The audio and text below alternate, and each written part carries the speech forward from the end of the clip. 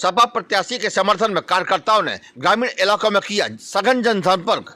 आम आदमी पार्टी छोड़ सपा में शामिल हुए सैकड़ों कार्यकर्ताओं के साथ डॉक्टर बीपी चंसोलिया ने दिलाई सदस्यता।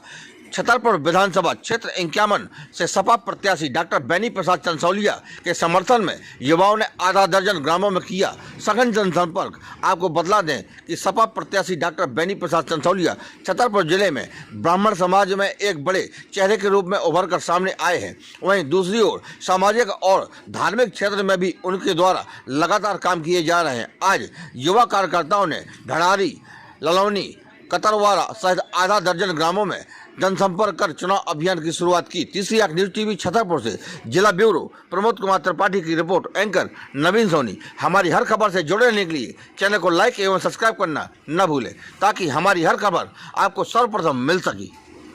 मैं पंडित जवाहरलाल द्विवेदी जो प्रदेश अध्यक्ष हूँ वैदिक वांग में कर्मकांड विद्युत संगठन से। और आप लोगों को पहले तो मैं धन्यवाद देता हूँ सोशल मीडिया के सभी पत्रकार बंधुओं को कि आप लोग कम से कम चुनाव मुद्दा है, हमेशा आप लोग समाज के बीच में रहते हैं और समाज की जो कमियां हैं या उनको कष्ट है, किसी प्रकार की जो कमी दिखाई देती है, उन मुद्दों को आप उठाते रहते हैं।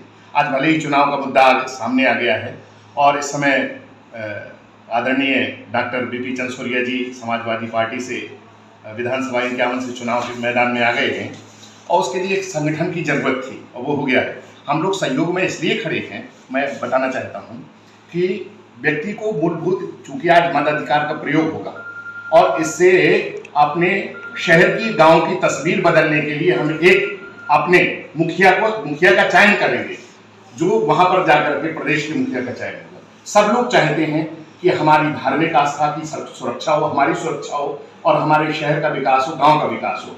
परंतु मैं दोनों पार्टियां जो यहाँ पर मध्य प्रदेश में ज़्यादातर है वो बीजेपी और कांग्रेस, ये दोनों जो है जनता को उल्लू बनाने में लगी हुई है। वो धर्म के नाम पर लड़ा रही है बीजेपी, कहीं कुछ दिखा रही है, फ्री के प्रलोभन दिखा रही है। वास्तव में जो शहर का और अपने गांव का और समाज का विकास होना चाहिए ये कोई नहीं कर रहा है। यहाँ भी आप देख रहे हैं कि कांग्रेस का बराबर यहाँ पर विधायक जी थे। ये खिलाने और खिलाने पिलाने का, दुनिया का नाटक, सम्मान का तो खूब हुआ, परंतु क्या उससे आप लोगों के शहर का विकास हुआ? क्या गांव का विकास हुआ या शिक्षा क्षेत्र में कोई विकास हुआ? जो आज जो समस्याएं बनी, आपने पूछी श्री चंसोलिया जी से, क्या ये समस्याएं उन्हें नहीं दिखाई देती जो ये समस्या का निराकरण करने के लिए मैदान में कूदना पड़ा? वास्तव में धर्मो रक्षति रक्षिता, धर्म की रक्षा करने से वास्तव में राष्ट्र की रक्षा होती है। उन्होंने पहले शिक्षा का दान दिया अपने पूरे विधानसभा में, समूचे प्रदेश में बालक ने बड़े बड़े पदों पर हैं, शिक्षा का दान किया।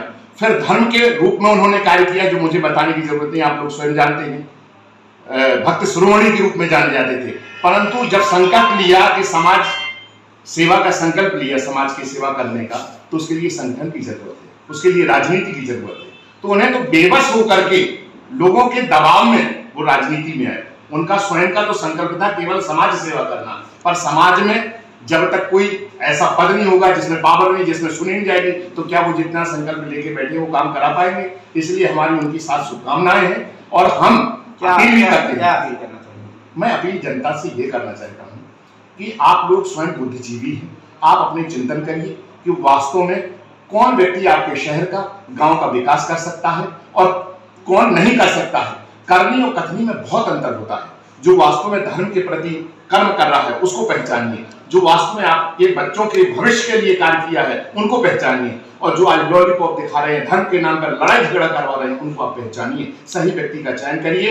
एक बार 5 साल में हमें मत अधिकार का प्रयोग करने का वक्त आता है और वो वक्त यदि निकल जाएगा तो फिर हम हाथ मारते ही रहते हैं। आज कहाँ पर आपने दौरा किया है और किसके समर्थन में प्रचार कर रहे हैं? हमारा नाम पंडित आशीष शर्मा और आज हमारे डॉक्टर बीपी चंसोलिया जी के समर्थक में हम सभी कार्यकर्ता काम कर रहे हैं और हमारे आदरणीय डॉक्टर बीपी चंसोलिया जी को आदरणीय मुख्यमंत्री अखिलेश यादव जी के द्वारा टिकट घोषित हुई और हम लोग सभी लोग ताकत के साथ चुनाव की तैयारी कर रहे हैं।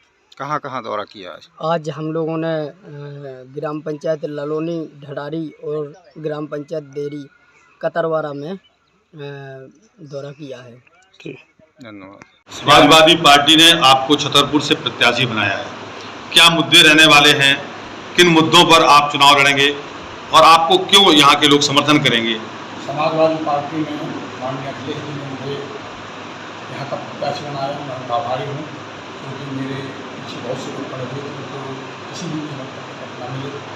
मुझे जो इच्छा है कि मुझे शहर में क्या करना है, इसके लिए आपको मैं सबसे पहले बता दूँ कि शिक्षा के बारे में जो कमियाँ हैं, क्योंकि मैं शिक्षा जगत के साथ जुड़ा रहा हूँ, उन कमियों का निराकरण करने के लिए हमें विद्यालयों को सजाना है। जैसे आपने नंबर ऑफ विद्यालय देखा कि किस तरह से व्यवस्थित है, इसी प्रकार से हमें सभी व्यवस्थित विद्यालयों को व्यवस्थित करना है। दूसरा, वहाँ पर कैसे शिक्षकों की पूर्ति की जा सकती है, उसके लिए कदम उठाना है। तीसरा, छात्रों के लिए क्या सुविधाएं दी जा सकती हैं, जब विद्यालयों में कमी है वहाँ उनकी पूर्ति कराना है। बहुत से विद्यालय ऐसे हैं कि वहाँ जो शासन के अनुसार अनुपातिक से शिक्षक होना चाहिए, अनुपातिक शिक्षक नहीं है, और विद्यालयों में इतनी भीड़ है कि लोगों को मजबूर होकर के प्राइवेट स्कूल की ओर ढूंढना पड़ता है, क्योंकि जिसमें मुड़ते हैं और बहुत भारी भरकम फीस अदा करते हैं। तो कम से कम 2 हाई स्कूलों का उन्नयन होना है बॉयज़ के, और 2 बच्चियों के लिए स्कूलों का उन्नयन होना है। इसमें कम से कम 9वीं 10वीं के बच्चों के लिए प्राइवेट में जा करके गरीब लोगों को फीस न देना पड़े। दूसरा जो मेरा मुद्दा है अस्पताल से संबंधित है। आप देखते हैं कि अस्पतालों में गंदगी रहती है, और इसके साथ साथ वहाँ जो मूल सुविधाएं हैं, जैसे स्ट्रेचर है, पलंग है, पंखा है, इनकी जो कमियां हैं उनकी पूर्ति कराना है। साथ ही डॉक्टरों की कमी जो रहती है उसको विधानसभा के माध्यम से, मंत्रियों के माध्यम से उनकी पूर्ति कराना है। तीसरा, आवश्यक जो दवाएँ हैं फ्री में मिलती हैं शासन की नीतियों के अनुरूप, तो वो समय पर उपलब्ध नहीं होती हैं और कहीं ना कहीं उनमें डुप्लीकेट होता है, उसके ऊपर विशेष ध्यान देना है।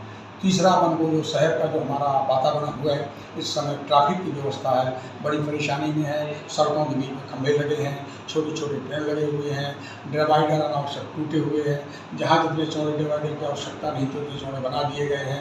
इन सबको व्यवस्थित करना है, सड़कों का चौड़ीकरण करना है। बार बार जो सड़क बनाई जाती है हमारे पन्ना नाके से लगा के बस स्टैंड तक के, कम से कम एक बार सड़क ऐसी बन जाए कि वो कम से कम लंबे समय तक लोगों को सुविधाजनक रहे।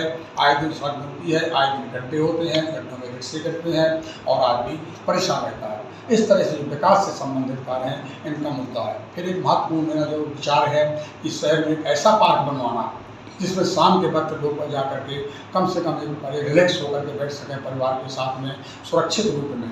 जैसे आपने टीकमगढ़ में भी देखा कि बहुत अच्छे पार्क हैं, पन्ना में भी देखा, दमोह में भी देखा, लेकिन हमारे शहर में ऐसा भी पार्क नहीं है। पार्क हैं इतने छोटे हैं कि वहाँ पर कोई जाकर के बहुत स्थिति में नहीं बनाया जा सकता है। तीसरा, कोई ना कोई रोजगार के लिए मुझे बड़ी योजनाएं लाना है, क्योंकि रोजगार के लिए सबसे पहले आवश्यकता होती है ज़मीन की, फिर उसकी सुरक्षा की। तो आपने देखा कि NTPC के लिए 2800 हेक्टेयर यानी 7000 एकड़ जमीन अधिग्रहित की गई, जिसका 3000 करोड़ रुपया वो दिया गया, जमीन का मुआवजा बांटा गया। 300 करोड़ में बाउंड्री वॉल बनाई गई, सड़कें बनाई गई, लेकिन वो जमीन आज बिना किसी काम की पड़ी हुई है। तो अब कोई भी उद्योग, चाहे प्राइवेट के तौर पे आए चाहे शासकीय तौर पे आए, अगर कुछ ज़मीन में कोई उद्योग चलने लगते हैं तो हमारे यहाँ पर हज़ारों लोगों के लिए रोज़गार मिलेगा। और एक रोज़गार होता है डायरेक्ट और एक रोज़गार होता है इनडायरेक्ट। जब 1000 आदमी शहर में रहता है तो उसके पहनने के लिए कपड़े लगते हैं, परिवहन के लिए रिक्शा ताना लगते हैं, भोजन के लिए बाजार से आपका परचून का सामान लगता है। तो इससे इनडायरेक्ट रूप में भी बहुत से शहर के अंदर पैसा आता है और उनको हमारे शहर के प्रयासों में वो पैसा आएगा और उसका लाभ मिलेगा। इस प्रकार से उसको व्यवस्थित करना है, क्योंकि लोग बात मुँह तो चलाते रहते हैं, योजनाओं का लाभ तो देते रहते हैं, लेकिन उसको क्रियान्वयन नहीं करते। शासन की सभी नीतियाँ अच्छी होती हैं, लेकिन अगर विधायक जनप्रतिनिधि बुद्धिमान हैं तो उन नीतियों को शहर में ला करके क्रियान्वयन करा करके जनता के लिए बहुत बड़ा लाभ दे सकता है। धन्यवाद। हमने आए थे, अब आपको समाजवादी पार्टी ने प्रत्याशी बनाया है। छतरपुर शहर की एक बहुत बड़ी समस्या है आवारा गौवंश, जिस तो गायों की अवहेलना, और सामाजिक दृष्टिकोण से देखा जाए तो आए दिन दुर्घटना और बहुत से लोगों की मृत्यु भी होती है। इस पर आपका क्या विचार है? देखिए, मैं धार्मिक तो शुरू से रहा हूँ, क्योंकि ब्राह्मण हूँ। माथे पर मेरे तलक रहता है और चोटी रहती है, कंठ में तुलसी की माला रहती है, कंधे में जनेऊ रहता है और गायत्री का जाप करता हूँ। मुझे ब्राह्मण के 5 मूल गुण हैं जिसको आप ब्राह्मण कहे। एक आदमी जन्म से ब्राह्मण होता है, एक कर्म से होता है। हम जन्म से भी ब्राह्मण हैं और कर्म से भी ब्राह्मण हैं। धार्मिक को हम पूर्ण रूप में मानते हैं कि जो ईश्वर करता है वो बहुत अच्छा करता है सभी के लिए। तो ईश्वर के प्रति मेरी खास तौर से नरसिंह भगवान के प्रति तो बहुत आस्था शुरू से रही है। मैं 1986 से जब से छतरपुर आया 37 साल में ऐसा एक भी दिन ऐसा नहीं हुआ होगा कि मैं दर्शन करने न गया हूँ। और वहीं से मुझे ऐसी प्रेरणा मिली कि मैंने 2002 में हनुमान जी का मंदिर बनवाया, प्रतिष्ठा कराई, 14 में राम मंदिर बनवाया, अब फिर बनते बनते राधा कृष्ण जी का मंदिर तो प्रेम लीडर और आवारा गौवंश के लिए क्या करेंगे आप? गौवंश के लिए के जो बनाए शासन के द्वारा नीतियाँ हैं, तो शासन की नीतियों में एक कमी है कि जो उन्होंने गायों के लिए गौशालाएँ बनाई, उनमें जो खर्चा दिया जाता है वो कम दिया जाता है और उनका सर्वे नहीं कराया जाता है कि अगर आप वास्तव में 100 गौवंश का खर्चा डाल रहे हो तो आपके अंदर 100 गौवंश है कि नहीं है, कम से कम उसको ही अगर चेक किया जाए समय समय पर प्रशासन के द्वारा, तो जो असुविधा है उनको सुविधाओं में बदला जा सकता है। लोगों को प्रेरणा दिया। दूसरा, जैसे आपने छत्तीसगढ़ में देखा, उसमें वहाँ की सरकार की प्रशंसा करेंगे कि गोबर खरीदती है और उस गोबर से आप समझ लीजिए कि जो हमारी धूप है वो बनती है, धूप बत्तियाँ बनती हैं, उसकी धूप बत्ती से हमारे मच्छर नहीं आते हैं। इस तरह से लोगों को जागृत करना है और कहीं ना कहीं अगर इस गोबर को खरीदने के लिए कोई सिस्टम बना दिया जाए तो आदमी गोबर बेच के ही गौ को भोजन की व्यवस्था कर सकता है। तो ऐसी कुछ योजनाएं वहाँ पर लाई जाएंगी, इससे गौओं की भी हमारी व्यवस्था